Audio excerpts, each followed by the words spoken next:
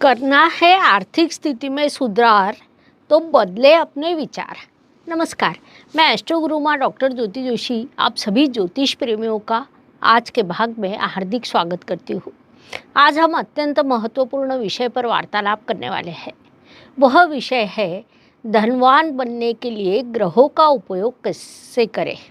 नाम से ही आपको पता चल गया होगा ये विषय कितना महत्वपूर्ण है, क्योंकि धनवान सभी को बनना है, सभी को भरपूर पैसा कमाना है, सुख समाधान से परिपूर्ण संपूर्ण जीवन सभी को व्यतीत करना है। लेकिन क्या वह सभी को साध्य होता है? ऐसा कतई नहीं ही होता। कुछ ही लोग इस पद्धति से जीवन व्यतीत करते हैं, क्योंकि वे कुंडली के ग्रहों को उनकी स्थिति को समझकर उस अनुसार उचित कार्य करते हैं, उस पद्धति से विचार करने की आदत डाल लेते हैं, ग्रहों का उचित उपयोग करते हैं, इसीलिए वे धनवान बनते हैं। वो कैसे, इस विषय पर आज हम विस्तार से वार्तालाप करेंगे। इसीलिए आज के भाग को अंत तक देखना न भूलें। ये शास्त्रीय जानकारी आपको अच्छी लगे तो वीडियो को शेयर करें ताकि दूसरों तक पहुंच सके।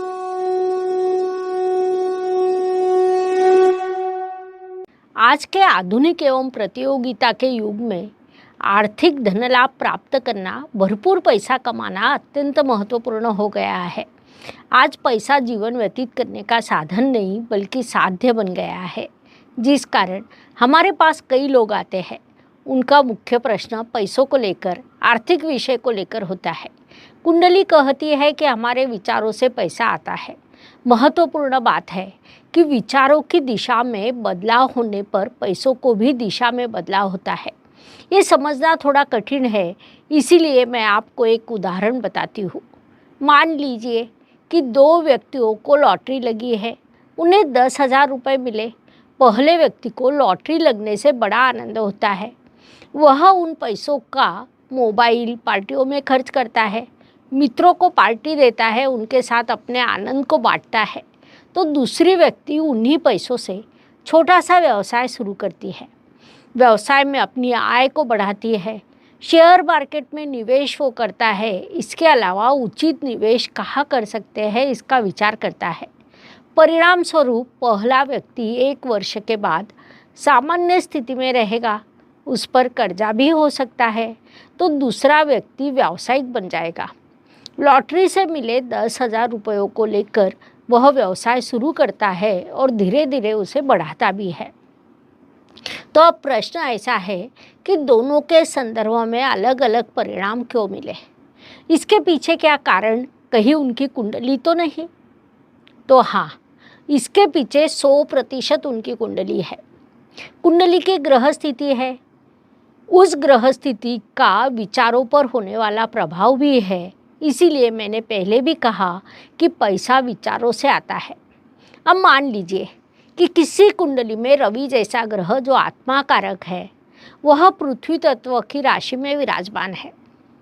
अर्थात पैसा और उसका उपयोग इन लोगों को अच्छे से आता है। ये लोग पैसों को कमाई का एक साधन मानते हैं। अधिक से अधिक पैसा कमाना, पैसों का सदुपयोग करना हमारा अधिकार है, ऐसे उनके विचार होते हैं। जिस कारण कुंडली में रवि ग्रह की स्थिति आपके विचारों के लिए महत्वपूर्ण होती है। यदि आप कुंडली में आत्मा कारक रवि ग्रह की स्थिति देखते हैं तो समझ लेते हैं उससे आपको बहुत कुछ पता चल सकता है। यदि वह अर्थ तत्व की राशि में है तो आपको पैसा कमाने का बल मिलता है। अगला विषय है कि कुछ लोग पैसे कमाने के लिए कई मार्ग निर्माण करते हैं, क्योंकि उनकी कुंडली में पृथ्वी तत्व की राशि में कई ग्रह विराजमान होते हैं, या उन स्थानों में कई ग्रह होते हैं जो प्रबल बन जाते हैं। अर्थात 2, 6, 10 इन स्थानों में कई ग्रह विराजमान होते हैं और उन ग्रहों को 3 और 11 इन स्थानों के ग्रहों से सहयोग प्राप्त होता है। ये लोग इस प्रकार विचार करते हैं कि केवल पैसों के लिए काम नहीं करना चाहिए, बल्कि पैसा हमारे लिए काम करे और उससे हमें धन लाभ हो। ये वृत्ति, ये विचार प्रक्रिया विशेष रूप से लाभ स्थान में विराजमान ग्रह निर्माण करते हैं। महत्वपूर्ण बात है कि वे पाप ग्रह हो तो ऐसे विचार अधिक निर्माण होते हैं।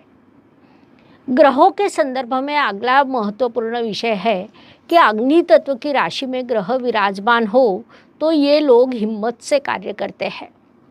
लाभ हो नुकसान हो वह व्यवसाय के लिए ही होगा। कई बार व्यावसायिक कारोबारी घरों में एक विचार भरपूर सुनाई देता है कि यदि आप व्यवसाय में नुकसान करते हैं तो आपका कुछ भी नुकसान नहीं हुआ।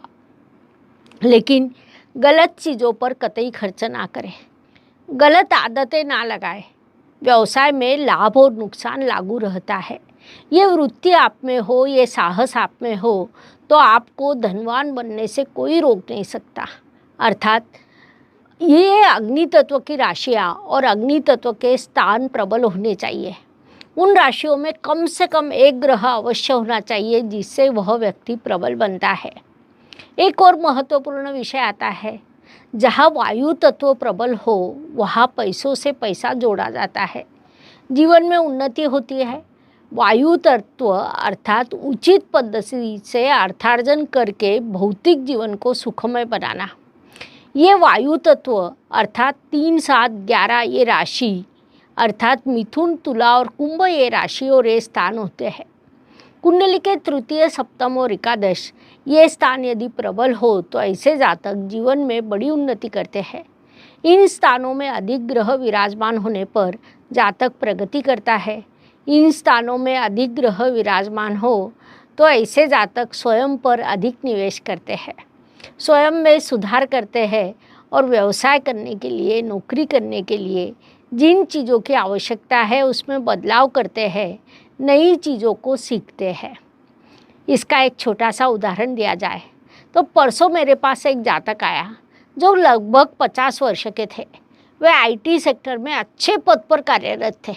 उनका प्रश्न था कि भविष्य के मार्गक्रमण की दृष्टि से मैं नया कोर्स करना चाहता हूँ, क्या मुझे करना चाहिए? क्योंकि ये लोग सदैव कुछ नया सीखने की इच्छा रखते हैं, स्वयं में सुधार करने का प्रयास करते हैं और अधिक अर्थ प्राप्ति के लिए कार्यरत रहते हैं। इस विषय में आपकी चंद्र राशि भी अधिक महत्वपूर्ण होती है। आपके कुंडली में चंद्रमा कितना प्रबल है इस पर विचारों की दिशा निर्भर करती है। कुछ लोग ऐसा भी विचार करते हैं कि पैसा बुरा है, पैसों से अहंकार निर्माण होता है। ये मानसिकता यदि आपकी हो तो आर्थिक स्थिति में सुधार होने की संभावना कम रहती है। पैसा या कोई भी साधन बुरा या अच्छा नहीं होता, हम उसका उपयोग कैसे करते हैं यह अधिक महत्वपूर्ण होता है। चंद्रमा यदि पाप कर्तरी में हो तो वैसे विचार निर्माण होते हैं, साहस कम होता है, सकारात्मकता कम होती है।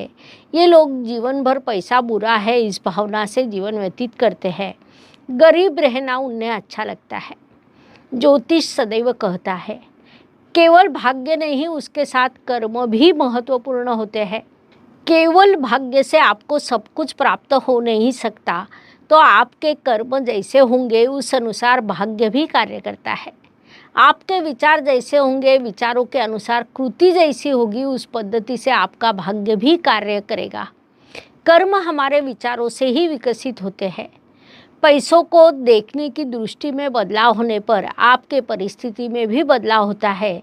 इसलिए आज ही निर्धार करें, पैसा आपके भविष्य को बनाएगा। आप पैसों के पीछे ना भागें, आप केवल अपने कर्मों पर ध्यान रखें। पैसों के साथ समाधान भी महत्वपूर्ण होता है। अर्थात कई बार जब हम कुंडली देखते हैं, उसका अध्ययन करते हैं, तब ध्यान में आता है कि प्रथम स्थान से अधिक चतुर्थ स्थान, चतुर्थ स्थान से अधिक सप्तम स्थान और सप्तम स्थान से अधिक दशम स्थान प्रबल होता है, जिसे हम कर्म स्थान कहते हैं। प्राकृतिक कुंडली में मंगल जैसा अग्रेसिव ग्रह उच्च अवस्था प्राप्त करता है। जहाँ शनिदेव की परिश्रमी राशि आती है, ये स्थान प्रबल हो तो आप जीवन में अवश्य सफल होते हैं, भरपूर पैसा कमाता है। इस विषय को लेकर आपको क्या लगता है? आपका दृष्टिकोण क्या है? आप इन विचारों से सहमत है?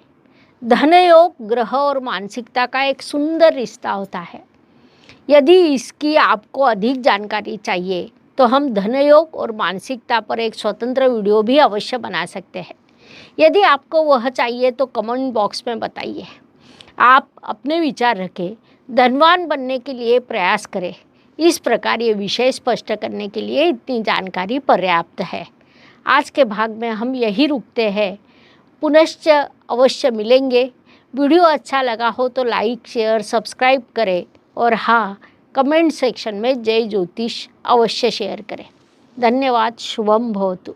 ज्योतिष का अध्ययन तथा शास्त्र की शास्त्रीय तरीके से पढ़ाई करने के लिए मेरी 2 किताबें प्रकाशित हो चुकी है, उनका अवश्य लाभ लीजिए। Please like share and subscribe the channel और हाँ, बेल आइकॉन दबाना ना भूलें। धन्यवाद।